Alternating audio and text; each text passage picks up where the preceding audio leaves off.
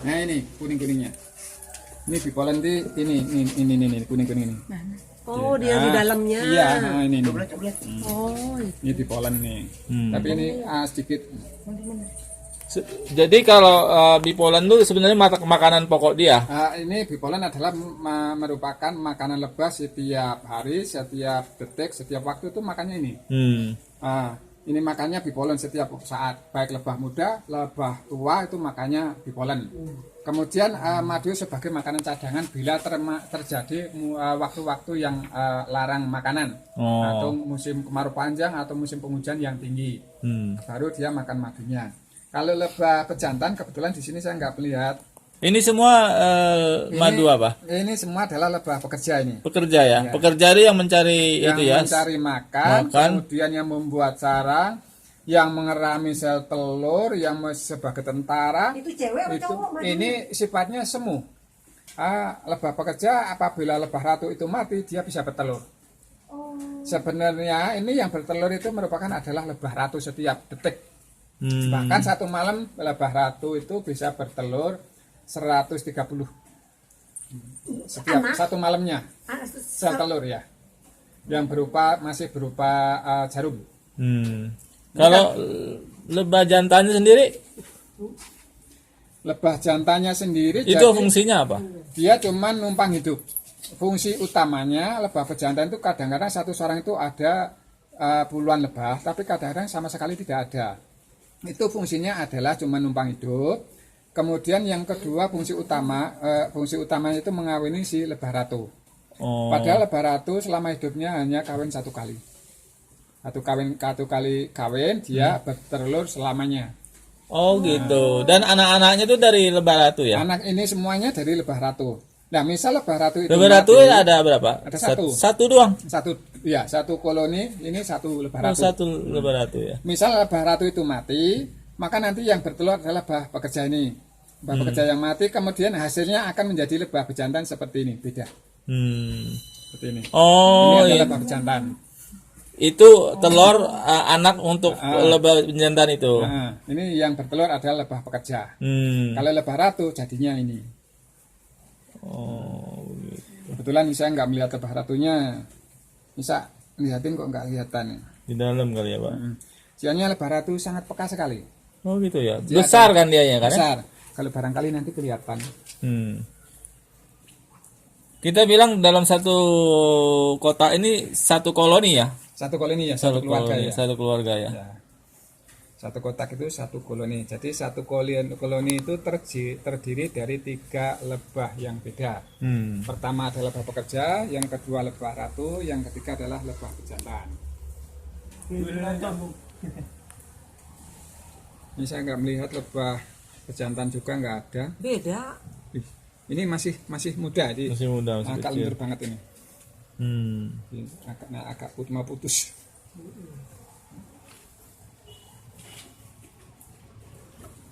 Kalau yang di atas tuh wah bul. Kebetulan ini baru umur 15 hari ini. Oh ini. Nah itu Jadi anak. madunya- Ini kan anak nih ini ya. anaknya ya. Ini calon untuk tempat madunya nih. Yang di atas ya Di atas, sedikit ya. Satu kemarin tuh melihat yang madunya itu penuh tapi kok lupa tempatnya. Lebah ratunya nggak kelihatan. Oh saya punya lebah ratu yang mati, kalau masih ada coba nanti saya ambil. Ya kalau madu liar yang di rumah-rumah kita atau di hutan yang kita temukan itu memang madunya tuh mendekati tempat hinggapnya ya. Jadi Kayu itu kalau ya. di madu di hutan itu karena dia memang sifatnya alami. Saya juga suka mengambil itu. Ya ini kan ada ranting sini. Ya. Kemudian ini posisinya juga seperti ini. Ini hanya satu tok ini. Kemudian kalau posisinya begini, ini madunya ada di atas. Ada di atas. Tapi kalau lurus bisa di atasnya yang menempel itu. Saya juga pernah pernah mendapatkan 10 kilo itu satu kali tok. Nanti kalau bisa buka di di YouTube Bambang Madu ketemu ini pas ambilnya itu. Nah ini madunya madu apa namanya Pak?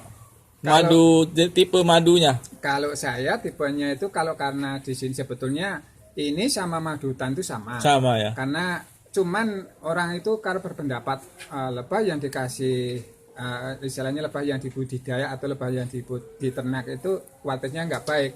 Itu tergantung peternak masing-masing. Kalau yang nggak baik itu bisa dikasih makan gula atau yang lainnya itu, makanya yang kurang baik itu seperti itu. Oh, Sebetulnya yang membedakan itu cuman yang di hutan, yang di ternak itu cuma tempat. tempat ya. Kalau kita di ternak itu kita merawatnya lebih mudah, panennya lebih mudah. Kalau di hutan itu kadang-kadang malah mau panen ke siang orang lain gitu. Nah, kemudian kan ada madu yang rasanya pahit. Nah, Nah, itu tergantung sari bunga ya, kayak. jadi kalau di wilayah saya, terutama di Bukit Menurah ini ada beberapa waktu yang berbeda. Karena sifat tanamannya juga berbeda. Di sini sifat warna madu, mungkin rasa madu sedikit berbeda. Ada yang madunya agak coklat, itu kebanyakan ada tambahan bunga dari gulma. Kemudian yang agak hijau itu ada gulma yang namanya orang sini mengatakan suket mambu. Itu madunya agak hijau. Gulma itu perdu gitu kan, yang bunga pohon-pohon kecil ya. Yang gulma Nah, itu sebangsa rumput-rumputan. ya rumput-rumputan kan. Betul.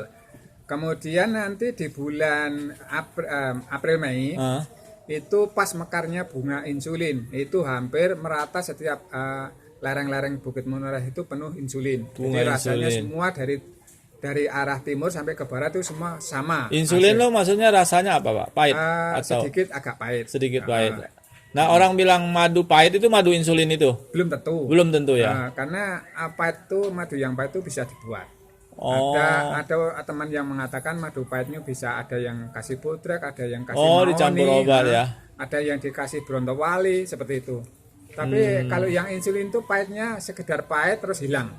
Tapi kalau Pangkalnya ya. kalau yang istilahnya ada brontowalinya itu pahitnya akan terlalu lama. Seperti mahoni itu lama. Ketahuan ya. Ya. Kalau udah ahli pasti tahu ya. Kalau belum yo penasaran lah. Iya. Udah saya tutup ya. Ya, oke Pak, siap Pak. Terima kasih. Jadi orang itu kadang-kadang punya madu tapi jarang bisa menerangkan karena dia tidak mengamati. Pak. Kalau saya karena sedikit banyak itu banyak teman-teman yang belajar di sini, jadi saya harus bisa gitu. Iya, ya oke. Wah, kita ketemu ahli madu hari ini. Bukan ahli, cuman kita aja biasa. Iya, kita minta menimba ilmu di sini, Pak. Inilah lingkungan Pak Bambang. Mudah-mudahan ini jadi iklan juga, Pak. Ya, alhamdulillah. Iya, dari teman ke teman nanti ya. Semoga nanti banyak manfaatnya bagi kita semua. Iya, Pak.